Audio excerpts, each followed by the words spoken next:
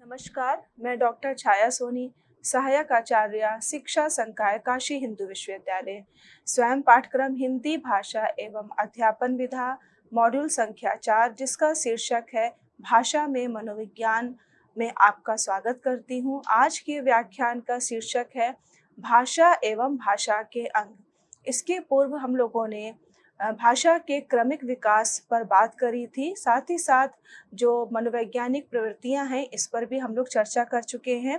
अब बात करते हैं कि भाषा एवं भाषा के अंग किस प्रकार से जब भाषाई विकास होता है बच्चे का, तो वहाँ पर कौन से अंग परिलक्षित होते हैं जिनके आधार पर कहा जा सकता है कि बच्चे का भाषाई विकास जो है वो उचित प्रकार से हो रहा है।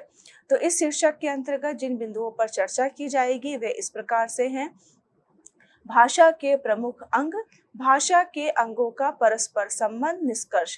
इस व्याख्यान के पश्चात जो अधिगम करता है वो भाषा के प्रमुख अंगों से परिचित होंगे और उन विभिन्न अंगों के बारे में विस्तार से बता पाएंगे। साथ ही साथ जितने प्रकार के भाषा के अंग हैं उनका आपस में किस प्रकार का संबंध है, इससे भी वो परिचित होंगे और अपने शब्दों में बता पाएंगे, समझेंगे और अपने व्यवहारिक जीवन में इन चीज़ों को देख करके किसी भी बच्चे की भाषाई विकास को समझ सकते हैं। भाषा केवल शब्दों का समूह नहीं है, बल्कि ये मानव अभिव्यक्ति की सबसे जटिल और सुंदर कृति है।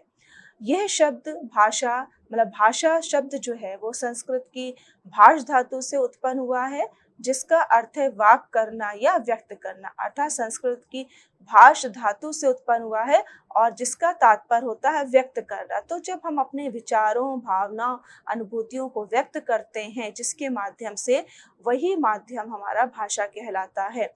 ये भाषा ही है जो मनुष्य को अभिव्यक्ति का प्रकाश देती है, उसकी चेतना, संस्कृति और संवेदना को आकार देती है। अर्थात भाषा ही वो एक वस्तु है, चीज़ है जो किसी भी व्यक्ति को चेतन अवस्था में पहुंचाती है, उसकी संस्कृति को दूसरों तक पहुंचाती है और साथ ही साथ जो उसके अंदर संवेदनाएं उत्पन्न होती हैं उनको एक उचित आकार में परिलक्षित करती है। मानव शिशु जन्म लेते ही रोदन के माध्यम से अपनी उपस्थिति और आवश्यकता की अभिव्यक्ति करता है। अर्थात जब शिशु का जन्म होता है तो उसकी उपस्थिति है या उसके अस्तित्व का पता तब चलता है जब वो रोना शुरू करता है और रोदन के माध्यम से ही वो अपनी आवश्यकता की अभिव्यक्ति भी करता है। ये भाषा का सबसे प्रारंभिक रूप है। धीरे धीरे वह ध्वनियों, संकेतों, शब्दों और फिर वाक्यों के माध्यम से संवाद करने लगता है। अर्थात रोदन के बाद जो प्रक्रिया शुरू होती है वो ध्वनियों की शुरू होती है, संकेतों की शुरू होती है और फिर शब्द और वाक्यों के माध्यम से जो शिशु है वो संवाद करने में अपने को पूर्ण या अपने को सहज अनुभव करने लगता है। और यह प्रक्रिया ही भाषा का क्रमिक विकास कहते हैं। केवल जैविक नहीं होती, ये सामाजिक, सांस्कृतिक और मनोवैज्ञानिक और शैक्षिक कारकों से भी संचालित होती है। भाषा के प्रमुख अंग, भाषा का मूल कार्य है अर्थपूर्ण संप्रेषण, परंतु यह संप्रेषण केवल शब्दों की उपलब्धता या ध्वनि के प्रयोग से संभव नहीं होता। भाषा को संप्रेषणीय, प्रभावशाली और अर्थवान बनाने के लिए उसके भीतर अनेक संरचनात्मक अंग कार्य करते हैं और ये अंग आपस में जुड़े हुए होते हैं और मिलकर भाषा को जीवन देते हैं। अर्थात इसके पूर्व में अभी हम लोगों ने बात करी कि भाषा के क्रमिक विकास, तो जब क्रमिक विकास हो रहा है तो उसमें जो बात करते हैं कि अर्थपूर्ण संप्रेषण की, तो उस क्रमिक विकास में कुछ अंग कार्य करते हैं और उन अंगों के माध्यम से भाषा का क्रमिक विकास होता है, जिसके द्वारा कोई भी बच्चा जो है वो भाषा को संप्रेषणीय, प्रभावशाली और अर्थवान बना करके दूसरे के सामने उसकी अभिव्यक्ति करता है। तो इस प्रकार से कि अगर ये कहा जाए कि भाषा का मूल कार्य अर्थपूर्ण संप्रेषण है, परंतु अगर ये कह सकते हैं कि ये संप्रेषण केवल शब्दों की उपलब्धता या ध्वनि के प्रयोग से संभव नहीं होता है, बल्कि इसमें संप्रेषणीयता, प्रभावशालिता और अर्थवान इसको बनाने के लिए उसके भीतर अनेक संरचनात्मक इसको प्रभावशाली बनाना है, अपने संप्रेषण को अर्थवान बनाना है, अपने संप्रेषण को साथ ही साथ प्रभावशाली भी बनाना है, तो इसके अंदर कुछ संरचनात्मक अंग कार्य करते हैं और उन अंगों के माध्यम से हमारी भाषा जो है वो अधिक संप्रेषणीय, प्रभावशाली और अर्थवान बनती है। तो इससे ये स्पष्ट होता है कि जब हमें संप्रेषणीय बनाना है भाषा को, तो उसके अंदर के अंगों को समझना भी अति आवश्यक हो जाता है कि कौन से ऐसे अंग हैं जो कि भाषा को संप्रेषणीय, प्रभावशाली बनाने में अपनी भूमिका को निभाते हैं। और ये सारे अंग आपस में जुड़े हुए होते हैं जो एक भाषा को जीवंतता प्रदान करते हैं। तो आइए बात करते हैं भाषा के प्रमुख अंगों पर। पहला अंग है शब्द भंडार, दूसरा वाक्य विन्यास है, तीसरा अभिव्यक्ति है, चौथा वाचन है, पांचवा लिपि है। ये भाषा के प्रमुख अंग है। 5 भाषा के प्रमुख अंग हैं: शब्द भंडार, वाक्य विन्यास, अभिव्यक्ति, वाचन और लिपि। और ये सारे अंग आपस में इस प्रकार से संबंधित हैं कि वे एक दूसरे के माध्यम से भाषा को और सार्थक, अर्थवान और प्रभावशाली संप्रेषणीय बनाते हैं। सर्वप्रथम बात करते हैं शब्द भंडार की। भाषा का निर्माण शब्दों से होता है। शब्द ही वह माध्यम है जिसके द्वारा व्यक्ति अपने विचार, भाव, अनुभव और ज्ञान को अभिव्यक्त करता है। जैसे किसी चित्र को रंगों की आवश्यकता होती है, वैसे ही भाषा को अर्थपूर्ण बनाने के लिए समृद्ध शब्द भंडार की भी आवश्यकता होती है। शब्द भंडार का अर्थ है, शब्द भंडार से आशय कि व्यक्ति के पास उपलब्ध सक्रिय और निष्क्रिय शब्दों के उस संग्रह से है जिन्हें वह किसी भाषा में समझ सकता है और प्रयोग कर सकता है।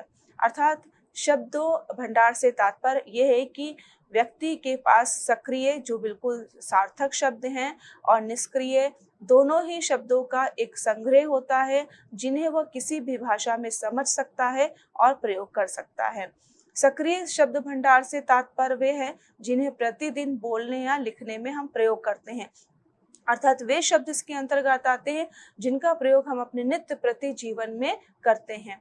और निष्क्रिय शब्द भंडार में वे शब्द आते हैं जिन्हें हम समझ तो लेते हैं पर अक्सर प्रयोग नहीं कर पाते हैं। अर्थात ये वे शब्द हैं जिनका दिन प्रतिदिन प्रयोग करना संभव नहीं होता है।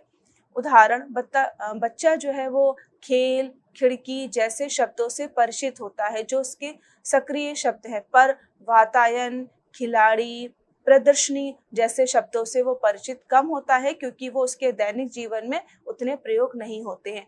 तो शब्द भंडार एक प्रमुख अंग है कि जितना ही बच्चे का शब्द भंडार विकसित होगा, उसके पास एक अर्थ को कहने के लिए अनेक शब्द होंगे, तो वो अपनी बात को एक प्रभावशाली तरीके से दूसरों के सामने रख सकता है। शब्द भंडार विकसित करने की रणनीतियां क्या हैं? रणनीति और उसके लिए हम अभ्यास क्या करवा सकते हैं? चित्र आदि दिखाकर शब्द सिखाना। चित्र हो गया या कुछ छोटे चित्र हैं, प्रकृति से संबंधित चित्र हैं, तो उन पर आधारित हम शब्द सिखा सकते हैं। इसके लिए अभ्यास जो कराना होगा, चित्र दिखाकर शब्द बोलना, जैसे फल, पशु या कोई पुष्प है उसको भी दिखा करके बच्चे को दिखाया और फिर उस पर उसकी प्रतिक्रिया बोल करके ली। पर्याय विलोम अभ्यास कराना, इसके लिए जो क्रिया कराई जा सकती है, काम किया जा सकता है। प्रेम, घृणा ये विलोम शब्द हैं। जल, नीर, पानी, इन तीनों के पर्याय उनको बताए जा सकते हैं।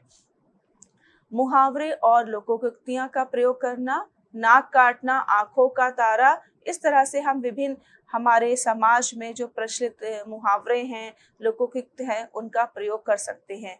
शब्द बैंक बनाना, कक्षा में चार्ट पर शब्द जोड़ते रहना, मतलब कक्षा पर एक ऐसे चार्ट का निर्माण करना जिसमें प्रतिदिन नए नए शब्दों को उसमें जोड़ा जाएगा और इस प्रकार से वो एक प्रकार से शब्द बैंक हमारा तैयार हो जाएगा, क्योंकि नित्य प्रति उसमें नवीन अर्थ वाले शब्द उसमें जुड़ते जा रहे हैं और अंत में हमें इस प्रकार से बच्चे का शब्द भंडार मिलेगा कि उस भंडार में ऐसे अनेकों शब्द होंगे जिसका प्रयोग वो संदर्भ के अनुसार, प्रसंग के अनुसार अपने भावों की अभिव्यक्ति करने के लिए सुचारू रूप से कर सकता है। श्रवण आधारित गतिविधियां, कहानी सुनकर कठिन शब्द निकालना, ऐसी कुछ गतिविधियां करानी चाहिए जो कि श्रवण पर आधारित हो, कि बच्चा सुने और फिर उस पर अपनी प्रतिक्रिया दे, तो सुन करके भी वो नवीन नए शब्दों को सीखता है। इसके लिए कहानी सुनकर कठिन शब्द, कहानी सुना और उस कहानी में कौन से ऐसे शब्द आए हैं जिनसे वो परिचित नहीं था या जिनके अर्थ से वो परिचित नहीं था या जिनको उच्चारण करने में भी उसको अधिक समय लगा है। रचनात्मक लेखन, नया शब्द लेकर उस पर वाक्य बनाना। कुछ ऐसा भी किया जा सकता है कि रचनात्मक लेखन के लिए उनको हम प्रेरित कर सकते हैं कि नए नए शब्द दे करके उस पर वो छोटे छोटे वाक्य बनाएं और फिर उन वाक्यों को मिला करके बड़े वाक्य बनाकर एक अनुच्छेद का निर्माण करें, एक रचनात्मक लेख का वो निर्माण करें। वाक्य विन्यास, वाक्य विन्यास से आशय है शब्दों का ऐसा संयोजन जो न केवल व्याकरण की दृष्टि से शुद्ध हो बल्कि अर्थ की दृष्टि से भी स्पष्ट हो। अर्थात व्याकरण की दृष्टि से तो शुद्ध होगा ही होगा, लेकिन साथ ही साथ अर्थ को भी उतनी ही अच्छी तरीके से वो व्यक्त करेगा जो कि व्याकरणिक दृष्टि से शुद्ध माना जाएगा।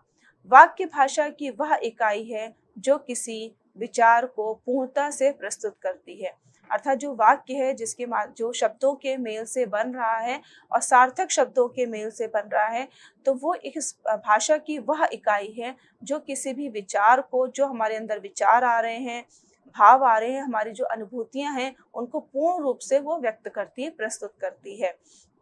उदाहरण के लिए राम आम खाता है, ये सही विन्यास है। वाक्य बिल्कुल व्याकरणिक दृष्टि से शुद्ध है, लेकिन अगर उसको हम इस प्रकार से कहते हैं कि खाता है आम राम, खाता है आम राम, तो ये शब्द तो वही है, मतलब जो वाक्य बनाया गया है शब्द तो उसी वही रखे गए, शब्द में किसी भी प्रकार का परिवर्तन नहीं किया गया, पर लेकिन वो वाक्य अर्थ की दृष्टि से शुद्ध नहीं है और वाक्य विन्यास भी वो शुद्ध नहीं है, अर्थात अर्थ को वो किसी भी प्रकार से स्पष्ट नहीं कर रहा है। तो वाक्य विन्यास में सही परिणाम पाने के लिए विद्यार्थियों को जो समझ, जिन घटकों की समझ आवश्यक होती है वे इस प्रकार से हैं। कर्ता, कर्म, क्रिया। अर्थात जब हम वाक्यों की रचना करें तो इस चीज का ध्यान रखें, विद्यार्थियों को इस चीज के लिए बिल्कुल उनको प्रेरित करें कि वो वाक्य जब बनाएं तो इस आवश्यक बिंदु को अवश्य ध्यान रखें। कर्ता, कर्म, क्रिया, काल, वचन, लिंग, कारक, समुच्चय बोधक, अवयव आदि। बच्चा प्रारंभ में 2 या 3 शब्दों के वाक्य बोलता है, पापा आए, मैं खेलूंगा। धीरे धीरे वह कृतवाच्य, कर्मवाच्य, प्रश्नवाचक आदि वाक्य रूपों को समझता है। काल, लिंग, वचन, कारक आदि का ज्ञान धीरे धीरे जुड़ता है। यह विकास अनुकरण, अनुभव और सुनने बोलने के माध्यम से होता है। अर्थात धीरे धीरे बच्चा 2 शब्दों से वाक्य को बनाता है और अर्थ को अभिव्यक्त करता है, फिर धीरे धीरे 2 से अधिक शब्दों से वाक्य को बनाता है और अर्थ को व्यक्त करता है। तो वो समझने लगता है कि कृतवाच्य बना रहा है, कि कर्मवाच्य बना रहा है या प्रश्नवाचक वाक्यों का निर्माण करना है। अर्थात ये जो विकास धीरे धीरे हो रहा है, एक क्रम में हो रहा है, अनुकरण, अनुभव और सुनने बोलने के माध्यम से होता है। तो जो ये विकास हो रहा है उसमें हमारा बच्चा जो अनुकरण करता है अपने सामने सुने हुए शब्दों का, उसके द्वारा होता है, फिर उसका वो अनुभव करता है और सुनने बोलने का वो अभ्यास करता है। वाक्य विन्यास विकसित करने की रणनीतियां क्या हैं? इसके लिए देखेंगे, पहली रणनीति है वाक्य पुनर्गठन खेल। वाक्य जो संरचित है हमारे सामने, उसको फिर से उसका पुनर्गठन किया जाएगा, उसको पुनः गठित करना है। तो इस प्रकार के खेल भी कक्षा में, विद्यालय में कराए जा सकते हैं कि शब्दों को, इसके लिए जो कार्य किया जाएगा, शब्दों को उलझा करके देना, मतलब शब्दों को इस प्रकार से मिश्रित कर देना कि बच्चा समझे कि हम इन शब्दों को किस क्रम में सही प्रकार से लगाए कि वो जो शब्दों के मेल से वाक्य बन रहा है वो शुद्ध वाक्य हो और अर्थ को स्पष्ट करे। दूसरा, कर्ता, कर्म, क्रिया, पहचान।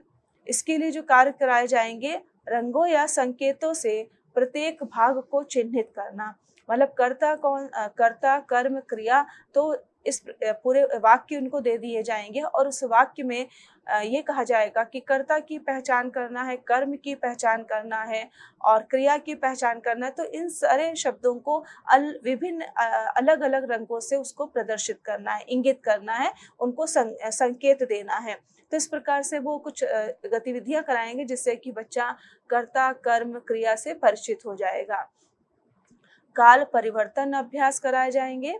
वर्तमान काल का वाक्य देकर भूत भविष्य में बदलना, अर्थात काल से संबंधित भी विभिन्न प्रकार के अभ्यास कराए जा सकते हैं कि मैं खाता हूँ, ये वर्तमान काल से संबंधित है। इसको भविष्य में बनाना तो मैं खाता, ये शब्द ऐसे ही रहेंगे, लेकिन हूँ के स्थान पर खाऊंगा ये हो जाएगा, तो खाते में खाऊंगा हो जाएगा। तो इस प्रकार से उनको बताना है कि जो वाक्य है वो काल के अनुसार कैसे परिवर्तित हो जाता है, कहाँ पर हमें शब्दों को परिवर्तित करने की आवश्यकता होती है, किन वर्णों को परिवर्तित करने की आवश्यकता होती है। तो इस प्रकार के भी अभ्यास बच्चों से कराए जाएंगे, तो वो उनके अंदर वाक्य को बनाने की क्षमता विकसित होगी। और जब वाक्य वो शुद्ध बना पाएंगे तो वो अपनी अभिव्यक्ति भी शुद्ध कर पाएंगे, और तो जो भाषा है वो हमारी अधिक संप्रेषणीय, प्रभावशाली और कह सकते हैं अर्थवान बनेगी। संवाद निर्माण, दो पात्रों की बातचीत की योजना बनाना। कक्षा में ये भी गतिविधि कराई जा सकती है कि संवाद निर्माण, कि बच्चों से कहा जाए कि किसी चरित्र पर आधारित संवाद को लिखें और फिर उस पर अभिनय करें, उसको वो उसी प्रकार से बोलने का प्रयास करें। तो दो पात्रों की बातचीत की योजना बनाना या दो से अधिक पात्रों की भी बातचीत की योजना को बनाया जा सकता है।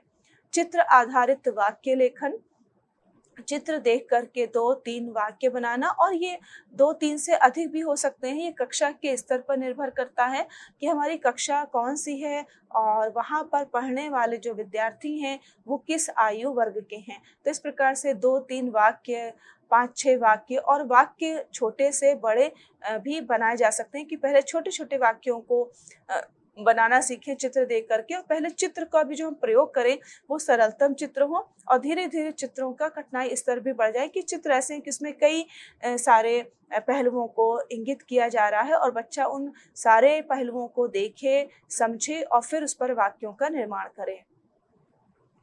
अभिव्यक्ति, अगला जो प्रमुख अंग है वो अभिव्यक्ति है।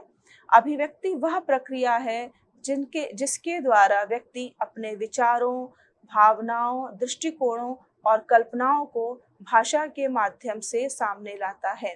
ये मौखिक भी हो सकती है और लिखित भी। अर्थात अभिव्यक्ति वह प्रक्रिया है जिसके माध्यम से जो व्यक्ति के अंदर भावनाएं आई हैं, या किसी अनुच्छेद को पढ़ करके, कोई कहानी को पढ़ करके, किसी कविता का वाचन करके जो हमारे अंदर भाव उत्पन्न हो रहे हैं, उन भावों को, उन विचारों को, उन अनुभूतियों को, उन कल्पनाओं को भाषा के माध्यम से जब हम सामने लाते हैं, दूसरों के सामने हम अभिव्यक्त करते हैं, दूसरों के सामने हम प्रस्तुत करते हैं, और वो प्रस्तुति हमारी लिखित भी हो सकती है और मौखिक भी हो सकती है। तो इस प्रकार से जो हम अभिव्यक्त कर रहे हैं तो वो अभिव्यक्ति कहलाती है, और ये लिखित माध्यम से भी हम अभिव्यक्त करते हैं और मौखिक रूप से भी हम अभिव्यक्त करते हैं।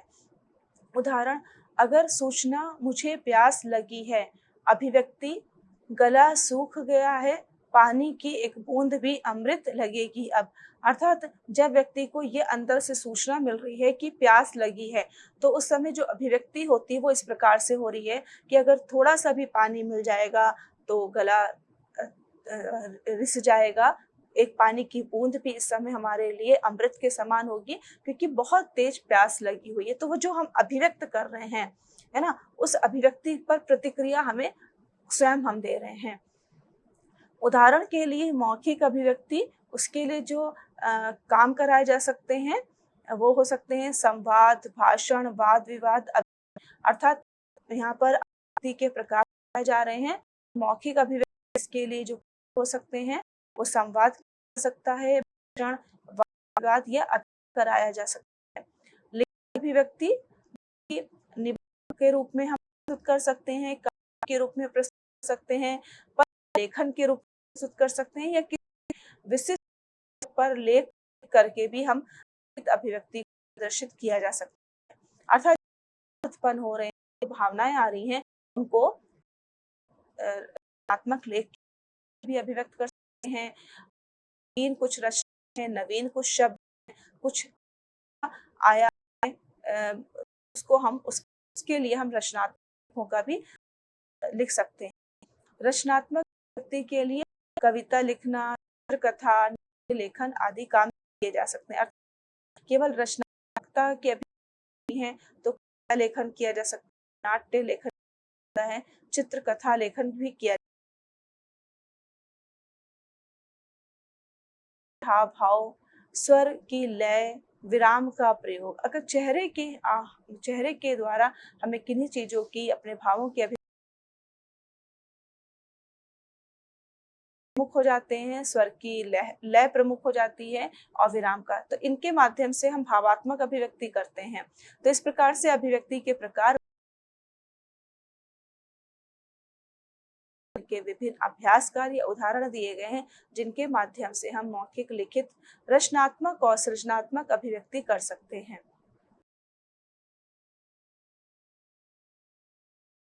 शिक्षण विधि और उसका विवरण बताया जा रहा है। पहली शिक्षण विधि है चित्र वर्णन करना।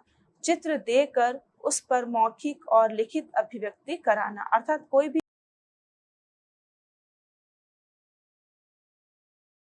जा सकता है जिस पर देश की रक्षा के लिए विभिन्न मुद्दों पर बातचीत हो रही हो, और उस चित्र को देख करके जो हमारे कक्षा के बच्चे हैं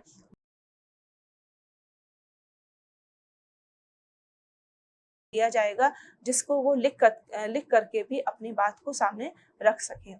कहानी पूर्ण करो भी एक विधि है कि विद्यार्थियों को कहानी का आरंभ दे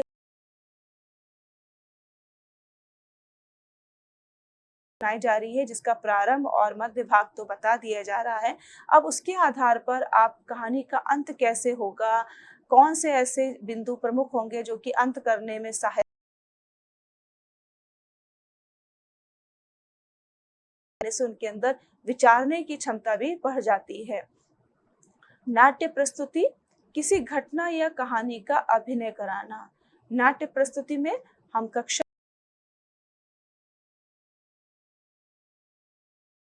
अभिनय कराने के लिए कक्षा के छात्रों का सहयोग लिया जा सकता है, अर्थात उन्हीं छात्रों में से पात्र ढूंढ करके बनाए जा सकते हैं और वहां पर कक्षा में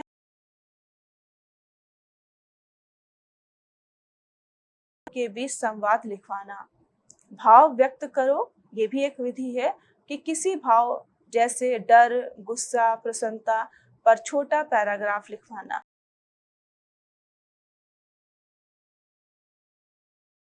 भाव दे दिया है, जैसे डर, डर से संबंधित कोई ऐसी छोटी सी कहानी लेखन करें या लघु कथा लिखें या कुछ वाक्यों को लिखें और उस पर अपने भावों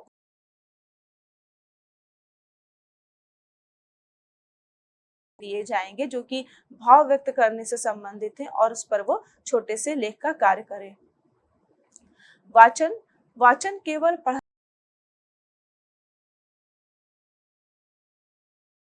क्रिया देना भी है, अर्थात केवल पढ़ने का कार्य करने को वाचन किया जाएगा, वाचन कहा जाएगा तो ये उपयुक्त नहीं है। साथ ही साथ उसमें समझना भी,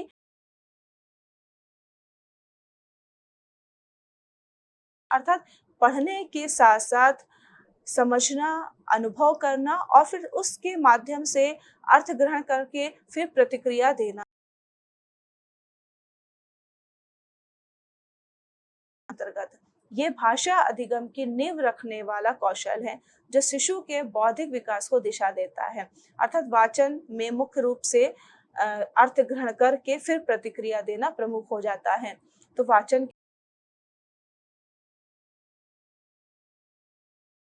वाचन, श्रवणीय वाचन, विश्लेषणात्मक वाचन और रचनात्मक वाचन।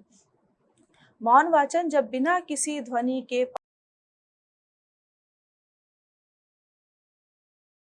केंद्रित किया जाता है, फिर उस पर प्रतिक्रिया दी जाती है, तो वो हमारा मौन वाचन कहलाता है।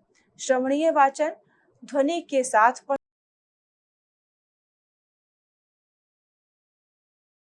रहे हैं तो आरोह अवरोह का भी ध्यान रखा जा रहा है, कहाँ पर विराम चिन्ह लगे हैं तो वहां पर भी थोड़ा सा रुका जा रहा है, उन वाक्यों के अंत में रुका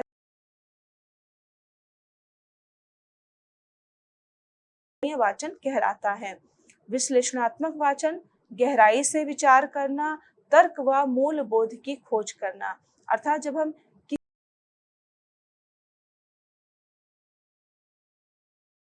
और विचारों पर गहराई से ध्यान देते हैं और उसके अंदर क्या तर्क छिपा हुआ है, कौन से मूल्यों की बात की जा रही है, तो वो हमारा इस प्रकार रचनात्मक वाचन पढ़ी हुई सामग्री से नई सोच, प्रश्न और कल्पना उत्पन्न करना। अर्थात जो अनुच्छेद पढ़ लिया गया है, जो कहानी पढ़ ली के लिए प्रेरित करना, या कोई कल्पना, नवीन कल्पना हमारे अंदर आ रही है, उसको अभिव्यक्त करना। कुछ नवीन सोच आ रही है, कुछ नए-नए प्रश्न उत्पन्न हो रहे हैं,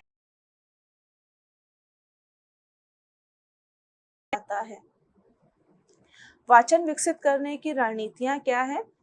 एक तरफ रणनीति की बात हो रही है और उदाहरण है शिक्षक वाचन। इसके लिए उदाहरण है शिक्षक कहानी, कविता सही लय में पढ़े, विद्यार्थी अनुकरण करेंगे। अर्थात शिक्षक नहीं पढ़ रहा है, कविता पढ़ रहा है, तो पढ़ते समय उचित आरोह, लय, गति, उचित प्रकार का ध्यान रखें, शब्दों के शुद्ध उच्चारण का ध्यान रखें, जिसके द्वारा विद्यार्थी भी उस अनुगमन करेंगे। विद्यार्थियों के द्वारा जो अनुकरण वाचन होगा शुद्ध एवं स्पष्ट होगा। पुनरावृत्ति वाचन, विद्यार्थी बार बार एक ही अनुच्छेद को पढ़ें। इस तरह की भी हम लोग रणनीति अपना सकते हैं कि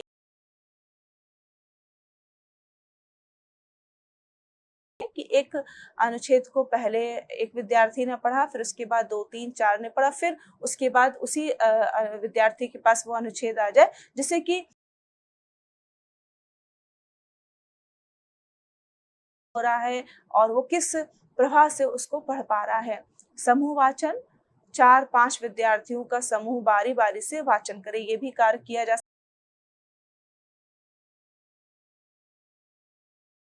द्वारा वाचन हो गया है, तो उससे संबंधित जिस अनुच्छेद का वाचन किया गया है, उसके बाद अर्थबोध से संबंधित कुछ प्रश्न पूछे जाएँ, जिससे